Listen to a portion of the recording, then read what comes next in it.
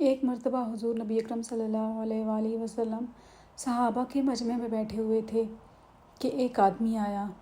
اس نے کہا، یا رسول اللہ صلی اللہ علیہ وآلہ وسلم، میں کلمہ پڑھنا چاہتا ہوں، میں مسلمان ہونا چاہتا ہوں، لیکن میرے میں 4 ایسی عادتیں ہیں جن کو میں چھوڑ نہیں سکتا، جن کو میں کسی صورت بھی نہیں چھوڑ سکتا، لیکن میں کلمہ بھی پڑھنا چاہتا ہوں۔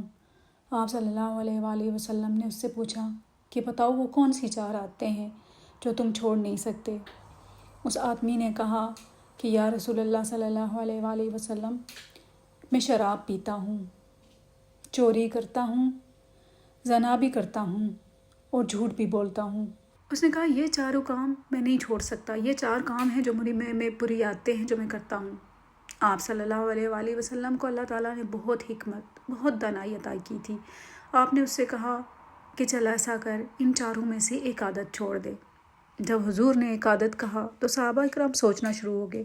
کوئی سوچنے لگے کہ زنا بہت بری عادت ہے، ہو سکتا ہے حضور زنا سے منع کریں۔ کسی نے کہا کہ شراب پینا تو بہت بڑا گناہ ہے، حضور شراب سے منع کریں گے۔ کوئی چوری کے بارے میں سوچنا شروع ہو گئے۔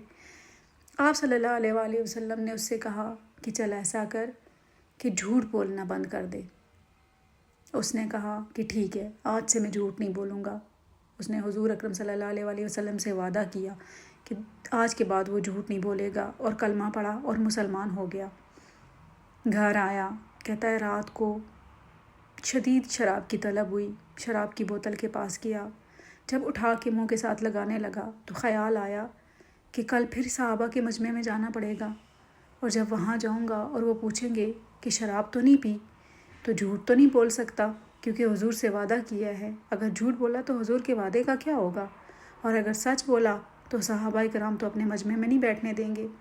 کہتا ہے شراب کی بوتل اٹھا کے ماری، پٹک دی دیوار کے ساتھ۔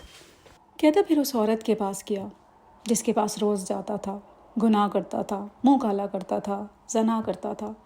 کہتا ہے جب اس کے دروازے پہ گیا، دستک دی، عورت نے دروازہ کھولا۔ کہتا ہے اس نے دروازہ کھول کے مسکرا کے میری طرف دیکھ کے کہتی ہے، سنا ہے نبی کا کلمہ پڑھا ہے، سنا ہے مسلمان ہو گئے ہو۔ کہتا ہے جب اس عورت کی یہ بات میں نے سنی تو میرا وجود چکنا چور ہو گیا۔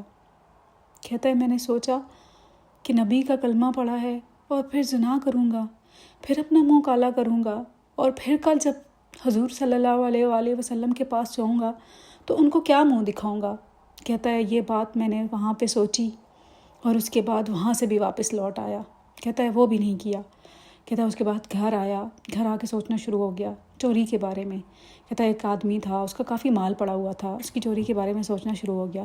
کہتا ہے جب میں نے سوچا کہ مال میں اس کا اٹھا کے لاؤں گا اور جب صبح ہوگی تو وہ تو اپنے مال کی تفتیش کرے گا، اور پوچھ گچھ کرتے کرتے اگر وہ میرے تک آ گیا اور میرے سے آ کے پوچھا تو حضور سے وعدہ کیا ہوا ہے، جھوٹ تو اس سے بھی نہیں بول سکتا، اور اگر سچ بولوں گا تو گنہگار ہو جاؤں گا، سچ بولوں گا تو پھر تو وہ نہیں چھوڑے گا، پھر تو وہ اپنا مال برآمد کر لے گا اور بھرے مجمع میں مجھے ذلیل کر دے گا کہ تو نے میرا مال چرایا ہے۔ کہتا ہے بس وہ ایک عادت تھی جو سچ بولنے والی، جو حضور صلی اللہ علیہ وآلہ وسلم سے وعدہ کیا تھا کہ آپ سے کبھی جھوٹ نہیں بولوں گا۔ کہتا ہے اسے ایک عادت نے میری ساری بری عادتیں چھڑوا دی۔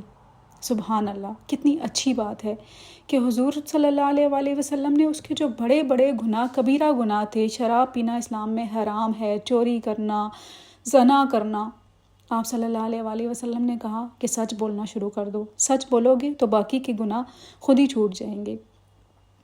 مطلب سچ میں اتنی زیادہ طاقت ہے کہ اگر آپ صرف ایک سچ بولنا شروع کر دیں تو آپ یہ دنیا کے چھوٹے چھوٹے گناہ اور بڑے بڑے کبیرہ گناہوں سے بھی بچ سکتے ہیں۔ کہ وہ شخص بڑے کبیرہ گناہ کرتا تھا، زنا کرتا تھا، چوری کرتا تھا، شراب پیتا تھا، اور اس نے سچ بولنا شروع کیا تو اس نے وہ سارے کبیرہ گناہ بھی کرنا چھوڑ دیے۔